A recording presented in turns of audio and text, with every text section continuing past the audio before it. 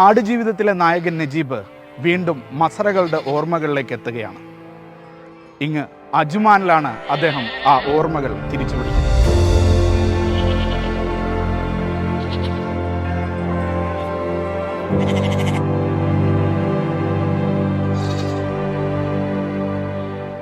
മൂന്ന് വർഷത്തോളം താൻ വെന്തു നീറിക്കഴിഞ്ഞ മസറയുടെ ഓർമ്മകളിലേക്ക് നജീബ് വീണ്ടും കടന്നു വരികയാണ്. ഇത്തവണ ഒറ്റയ്ക്കല്ലെന്ന് മാത്രം. ഭാര്യയും മക്കളും മസറ കാണാൻ നജീബിൻ്റെ കൂടെയുണ്ടായിരുന്നു. 2 പതിറ്റാണ്ടുകൾക്ക് ശേഷമാണ് നജീബ് തിരിച്ചു വരാൻ ഭയപ്പെട്ടിരുന്ന മരുഭൂമിയിലേക്ക് വീണ്ടും എത്തിയത്.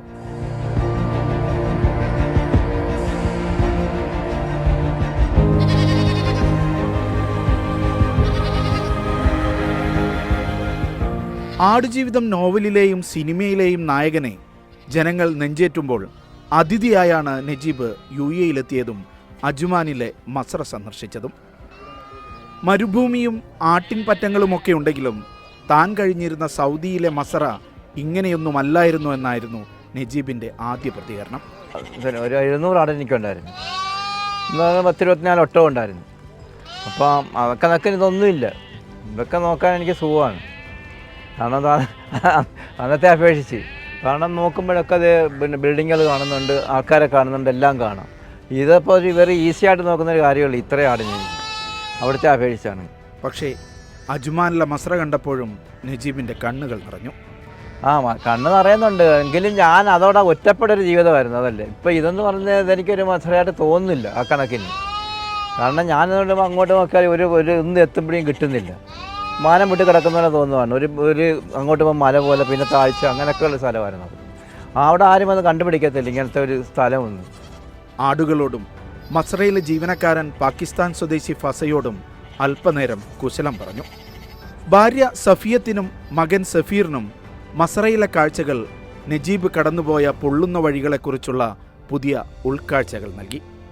എനിക്കിത് കണ്ടിട്ട് ഭയങ്കരമായിട്ട് ഫീൽ ചെയ്യുന്നുണ്ട്. അന്ന് ഇതിൽ വലുതാന്ന് പറയുന്നുണ്ടെങ്കിലും ഇതും കണ്ടിട്ട് ഭയങ്കര ഇതായിട്ട് എനിക്ക് തോന്നുന്നുണ്ട്. ഭീകരമായിട്ട് ഈ കിടന്ന് കഷ്ടപ്പെട്ടല്ലോ എന്നോർത്തുള്ള വിഷമമുണ്ട് മനസ്സിൽ. എനിക്കിപ്പോൾ ഇത് കണ്ടിട്ട് തന്നെ ഇത് തന്നെ ഒന്നുമില്ലെന്ന് പറയുമ്പോൾ ആപിച്ച അന്ന് അനുഭവിച്ച ഓർക്കാൻ തന്നെ തോന്നുന്നില്ല. സ്മാർട്ട് ട്രാവൽസ് ഉടമ അഫി അഹമ്മദാണ് നജീബിനും കുടുംബത്തിനും വീണ്ടും ഗൾഫിലെത്താൻ അവസരമൊരുക്കിയത്. അദ്ദേഹത്തിൻ്റെ സ്റ്റോറി വന്നതുകൊണ്ടാണ് പ്രവാസികൾ പഴയ കാലത്ത് ഇത്രയും കഷ്ടപ്പെട്ടിരുന്നു, അല്ലെങ്കിൽ ഇങ്ങനെയും കഷ്ടപ്പെട്ടൊരു ജീവിതം ഉണ്ടായിരുന്നു തിരിച്ചറിഞ്ഞത്. അപ്പോൾ ആ ഒരു വ്യക്തി തന്നെ UAE-യിലേക്ക് വന്നു. ഇവിടുന്ന് മറ്റുള്ളവരോട് പറയുമ്പം അത് മറ്റുള്ളവർക്ക് എത്രത്തോളം നന്മ പകരും. ഇനി അതായത് കുറച്ച് ക്ഷമിച്ചു നിന്നാൽ, കുറച്ച് കഷ്ടപ്പാടുള്ളവർക്ക് ക്ഷമിച്ചാൽ പിന്നീട് ഒരു വിജയം ഉണ്ടാകും. കാരണം അതാണല്ലോ ഇതിൽ പഠിച്ച പാഠം.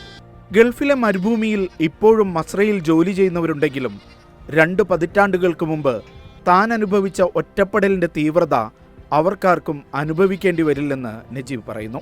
ഇപ്പോഴും മസറയിലൊക്കെ ആൾക്കാർ ജോലി ചെയ്യുന്നുണ്ടായിരിക്കും, പക്ഷേ അന്നത്തെ രീതിയിലുള്ള ഇത് വരാൻ സാധ്യതയില്ല. കാരണം എന്ന് പറഞ്ഞാൽ ഇപ്പോൾ പോകുന്ന ആൾക്കാരൊക്കെ മൊബൈലും കൈവച്ചുകൊണ്ടാണ് പോകുന്നത്. അന്ന് മൊബൈലില്ല, ഒരു കത്തെഴുതാനും 1 മാസമൊക്കെ കൊണ്ടാണ് കിട്ടുന്നത്.